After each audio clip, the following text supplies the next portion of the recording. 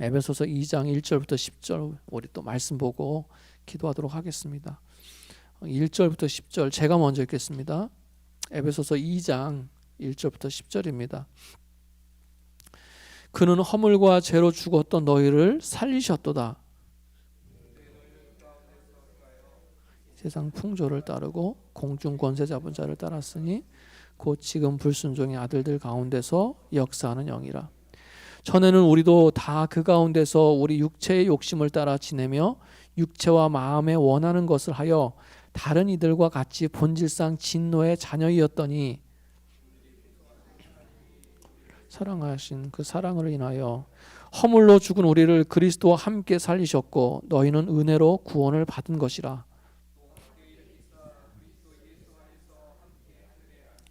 이는 그리스도 예수 안에서 우리에게 자비하심으로써 그 은혜의 지극히 풍성함을 오는 여러 세대에 나타내려 하심이라. 이것이 너에게서 나가신 것이요 행위에서 난 것이 아니니 이는 누구든지 자랑하지 못하게 함이라. 우리는 그가 만드신 바라 그리스도 예수 안에서 선한 일을 위하여 지으심을 받은 자니 이 일은 하나님이 전에 예비하사 우리로 그 가운데서 행하게 하려 하심이니라. 아멘. 아멘. 우리가 지난 시간에는 바울 사도가 에베소 성도들을 위해서 중보하는 그런 기도의 내용을 봤습니다. 하나님께서 에베소 교회 성도들에게 지혜와 계시의 영을 주셔서 하나님을 알게 해주세요. 이런 기도를 드렸어요. 그러면서 하나님을 아는 것이 왜 중요한가 이런 말씀도 저희가 나눴고요. 그리고 두 번째로 바울은 하나님을 알 뿐만 아니라 자기 자신들을 잘 알 수 있게 해주세요. 이런 기도를 또 드렸습니다. 특별히 자신의 뭘 알게 해달라고 기도했어요. 자신의 부르심이죠. 부르심. 소명이 무엇인지를 알게 해주시고 또 성도들에게 주신 그 풍성함이 뭔지를 알게 하시고 또 우리에게 보여주신 하나님의 큰 능력을 알았으면 좋겠다. 이런 기도를 중보 기도를 드렸습니다. 그러면서 그걸 위해서 성령 충만을 구해야 되겠다. 이런 말씀을 나눴어요. 자, 그래서 1장 끝부분을 보면요.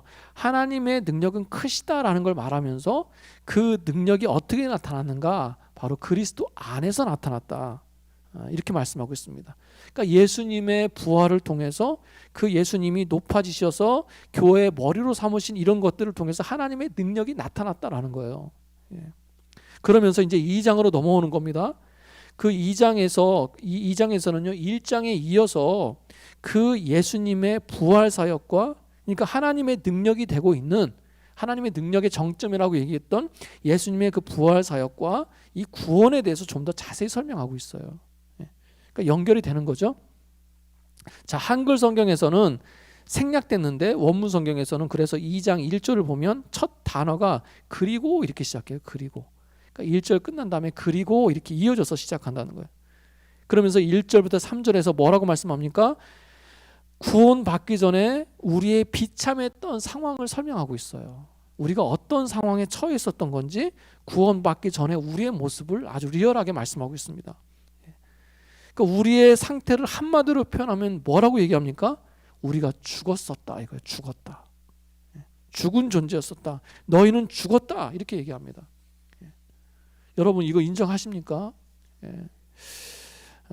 글쎄요. 모태신앙인 분들은 처음부터 신앙 안에서 살았기 때문에 이 세상에서 살았던 것과 또 구원받아서 주님 안에서 살았던 것과의 그 경계가 모호한 분들도 계세요.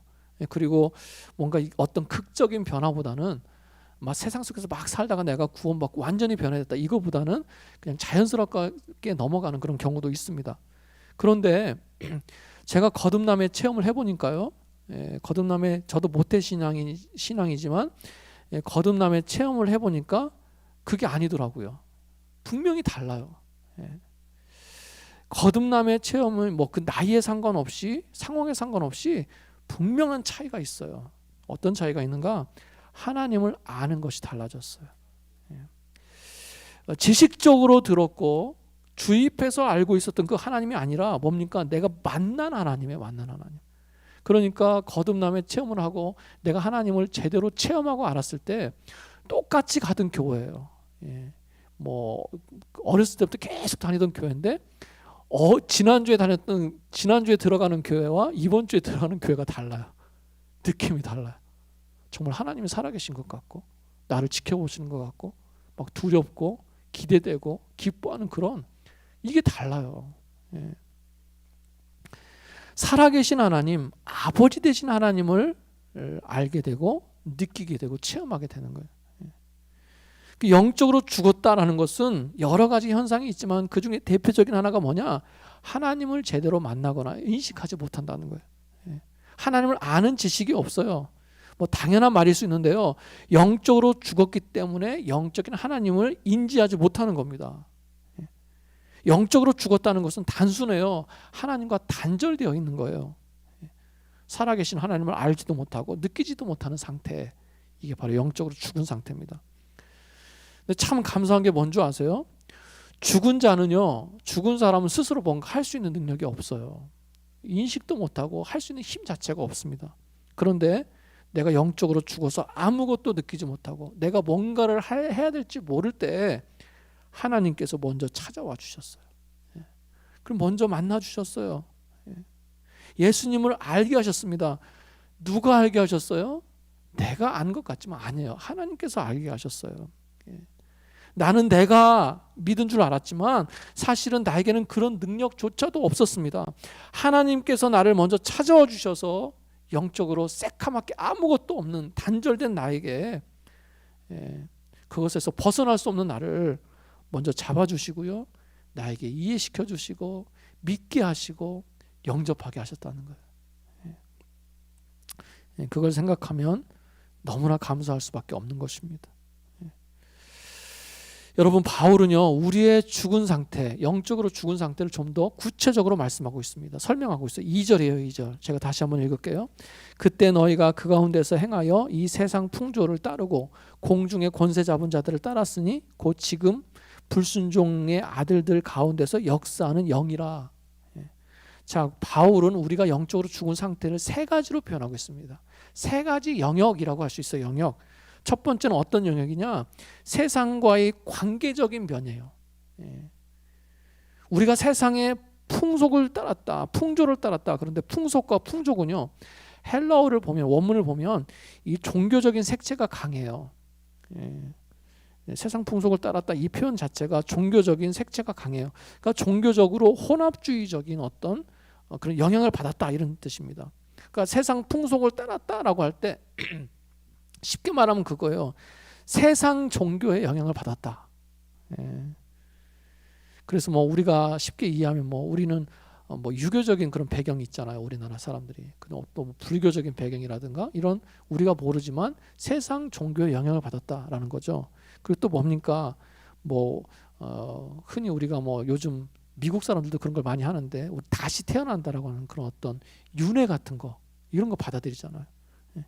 그리고 뭐 운명론적인 사고에 붙들려 있는 거, 뭐 점을 본다든가, 그리고 이런 세상 종교뿐만 아니라 세상의 어떤 사상이나 흐름들이 있잖아요. 흐름들, 뭐 인본주의, 물질주의, 자유주의, 뭐 진화론, 이런 것들을 따라갔다는 거예요.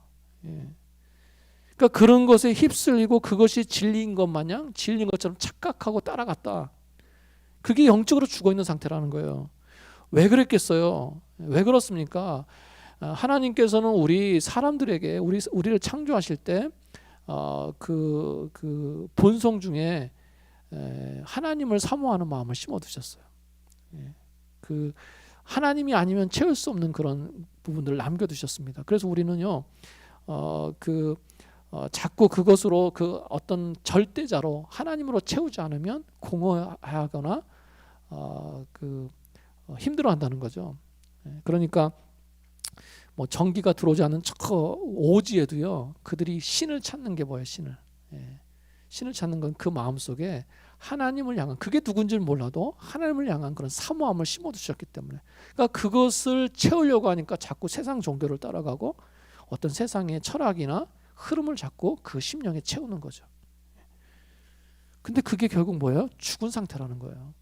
두 번째, 어떤 영역에서 우리가 죽었는가? 영적인 세계의 영역에서 우리가 죽어 있습니다. 죽어 있었습니다. 공중 권세를 잡은 자를 따랐다 그러잖아요. 공중 권세 잡은 자, 악한 영들, 마귀를 뜻하죠. 예. 여러분 참고로 유대인들은요 하늘이 몇 개 층으로 돼 있다고 생각했어요. 4개 층으로 돼 있다고 생각했습니다.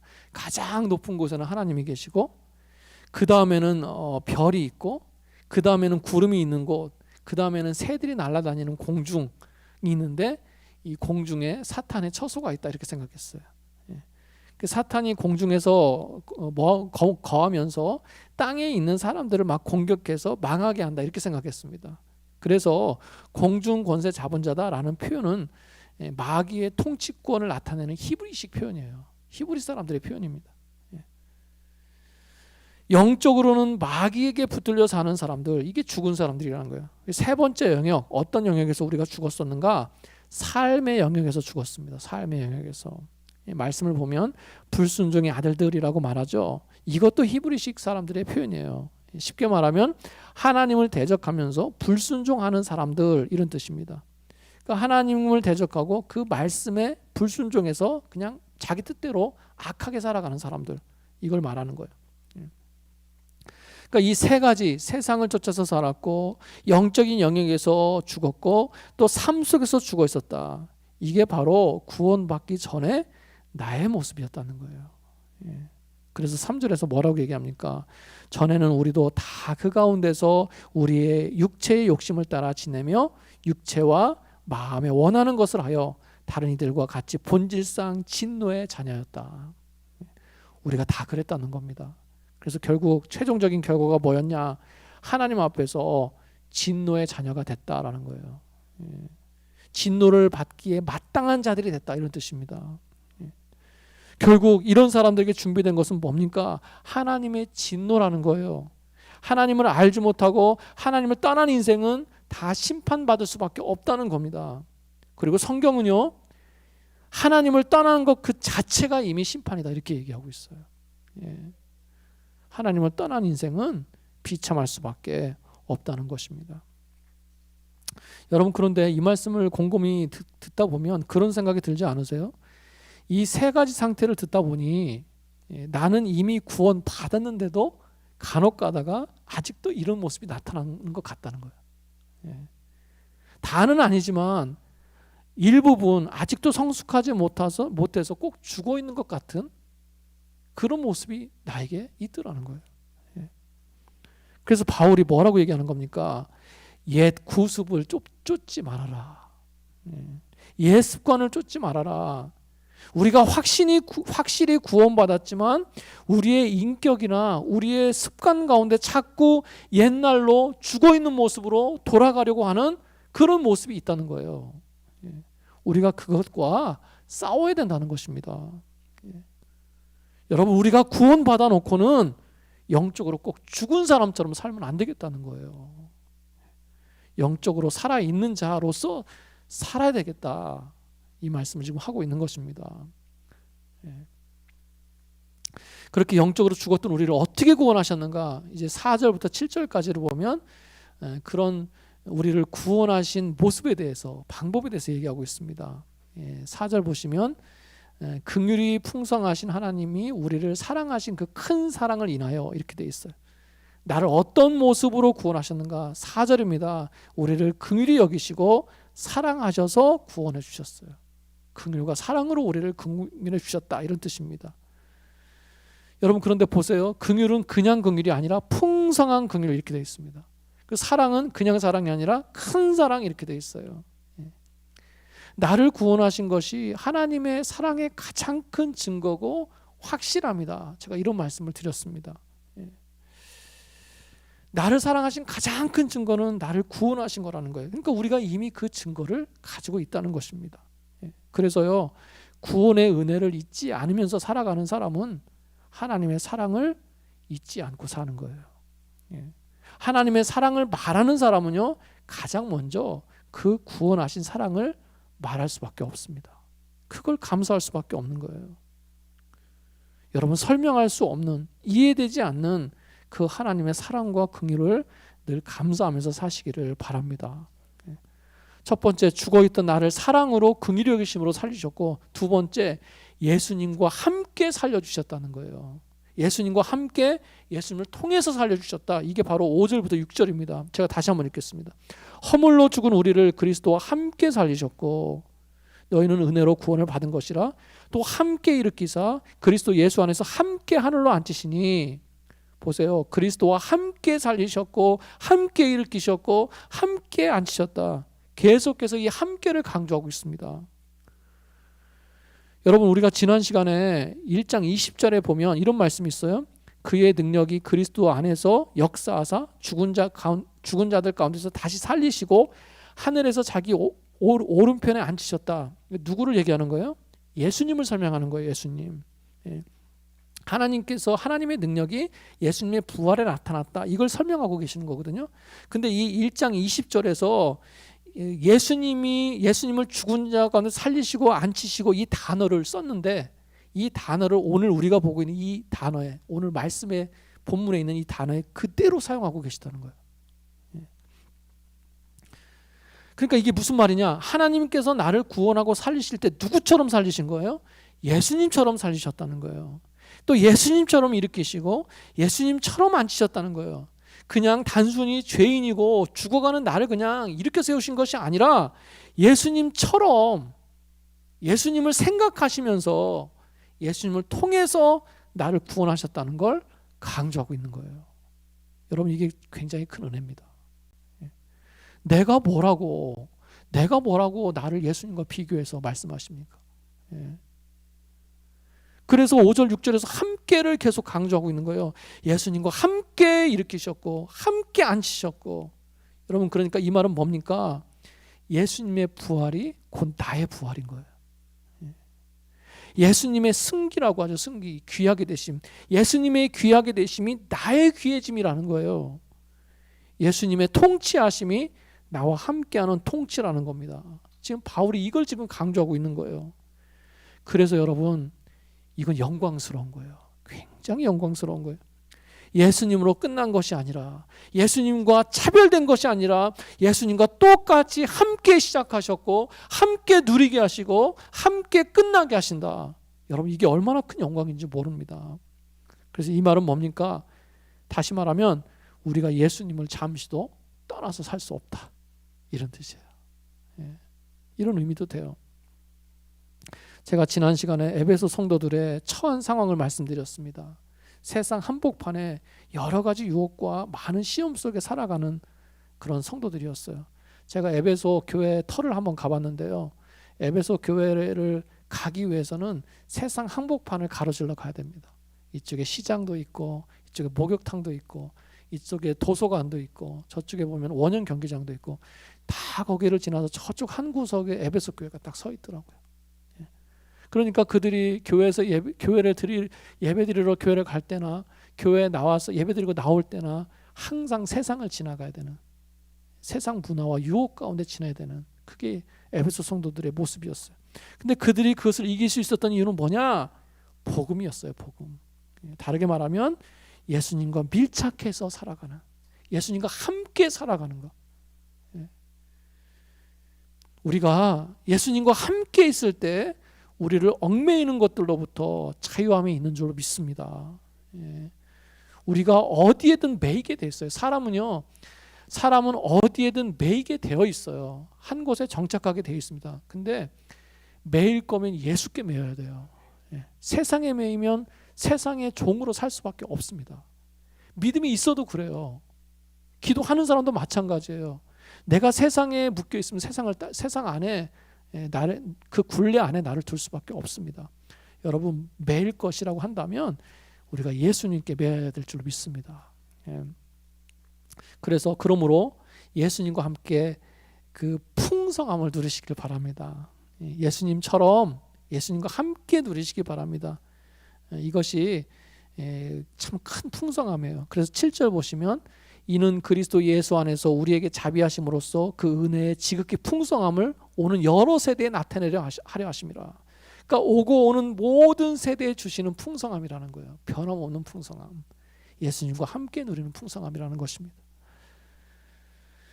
여러분 우리의 예수 신앙, 복음에 대한 그 신앙이 견고할 때 우리의 신앙이 더욱더 풍성해질 줄로 믿습니다. 그래야 살아나는 거예요. 우리가 이 새 영역에서 아직도 죽은 것 같을 때가 있을 때, 나를 흔들고 시험하는 것이 많다고 느껴질 때 철저히 예수님과 함께라고 하는 그 믿음에서 우리가 이길 수 있는 줄로 믿습니다. 자, 그런데 이렇게 사랑과 긍휼함으로 나를 살리셨고, 그죠? 예수님과 함께 나를 살리셨어요. 근데 왜 이런 방법을 사용하셨는가? 왜 이렇게 어떻게 보면 힘든 이 방법을 사용하셨는가? 2장 8절에서 뭐라고 말씀합니까? 너희는 그 은혜에 의하여 믿음으로 말미암아 구원을 받았으니 이것은 너희에게서 난 것이 아니요 하나님의 선물이라. 왜 그렇게 하신 거예요? 전적인 하나님의 은혜라는 겁니다. 하나님의 선물이 일어난 거예요. 왜 선물로 주셨는가? 우리로 자랑치 못하게 하려고. 우리가 자랑할 게 없다는 거예요. 9절 말씀, 행위에서 난 것이 아니니 이는 누구든지 자랑하지 못하게 함이라. 내가 기도해서 주셨어, 내가 좀 더 열심히 노력했더니 주셨어, 그게 아니라는 거예요. 그냥 나를 사랑하셔서 긍휼히 여기셔서 선물로 주셨다는 겁니다. 어떤 대가나 나의 상태에 따라서 주신 것이 아니라 그냥 하나님 쪽에서 일방적으로 주신 선물이라는 거예요. 여러분, 그래서 믿음은 뭡니까? 다 하나님께서 주셨다라고 인정하는 거예요. 다 하나님이 하신 일이다라고 고백하는 겁니다. 그걸 내 전 인격이 다 받아들이는 것, 여러분, 그게 바로 믿음이에요. 또 왜 사랑과 긍휼로 살리셨고 예수님과 함께 살리셨는가? 말씀은 또 선한 일을 위해서 그러셨다 이렇게 얘기합니다. 10절 말씀이에요. 우리는 그가 만드신 바라. 왜 만드셨는가? 그리스도 예수 안에서 선한 일을 위하여 지으심을 받은 자니 이 일은 하나님이 전에 예비하사 우리로 그 가운데서 행하게 하려 하심이니라. 저와 여러분이 예수님 안에서 새롭게 지음받은 존재인 것을 믿으십니까? 아멘이에요. 그게 바로 믿음이에요. 그게. 왜 그렇게 죽은 자였는데 나를 구원하시고 새롭게 만드셨는가? 선한 일을 행하시기 위해서라는 거예요. 이 선한 일은요, 구원을 얻기 위한 우리가 노력하는 선한 일이 아니에요. 아닙니다. 구원은 값없이 그냥 은혜로 받은 거예요. 구원받은 이후에 우리의 삶 가운데 거두시길 원하는 열매가 있어서 우리를 그렇게 구원하셨다는 거예요. 그런 삶을 위해서 우리를 지으셨다 이렇게 말씀하고 있습니다. 그러니까 우리를 구원하셔서 나를 살리시는 것만이 목적이 아니라 그 이후의 삶에 대해서도 포함되어 있는 거예요. 하나님의 목적 가운데. 그러니까 우리가 어떻게 해야 되는 겁니까? 잘 살아야 돼요. 잘 살아야 돼요. 구원받은 것으로 끝나지 말고, 구원받았다고 자만하지 말고 선한 열매를 위해서 힘쓰면서 살아야 되는 것입니다. 그게 하나님의 목적이 거기까지도 포함되어 있다는 거예요. 여러분, 현실적으로 보면요, 구원받았지만 선한 열매가 없는 그런 삶을 사는 사람도 있습니다. 선한 열매는 관두고요, 안 좋은 열매를 맺는 사람들도 있어요. 우리가 그리스도 안에 제대로 있는 것이라고 한다면 반드시 선한 열매가 있을 수밖에 없다는 것입니다. 여러분, 구원받은 이후에 예수님 안에 있는 나에게 원하시는 선한 일이 뭔가, 여러분, 그걸 우리가 찾아야 될 줄로 믿습니다. 개인적으로 가장 먼저는 그 예수님과 함께하는 거겠죠. 동행하는 거예요. 그러면서 내 삶 속에 그 예수님으로 말미암아 열매 맺는 선한 일들을 구체적으로 찾아가면서 우리가 살아야 되는 것입니다. 그것은 저와 여러분의 숙제예요. 분명한 것은 뭡니까? 예수님 없이도 선한 일을 하고 선한 열매를 갖는 그거를 뛰어넘어야 된다는 거예요. 다시 말하면 믿음이 없는 사람들도 보여주는 그런 착한 일, 선한 일 정도는 아니라는 겁니다. 그것도 물론 우리가 감당해야 되겠지만 우리가 믿음이 있는 사람으로서, 예수님과 함께하는 사람으로서 예수님과 함께하기 때문에 갖는 그런 영적인 모습들이 있어야 되겠다는 거예요. 예수님과 함께하시고 예수님과 상의하시기 바랍니다. 예수님의 음성을 들으시길 바랍니다.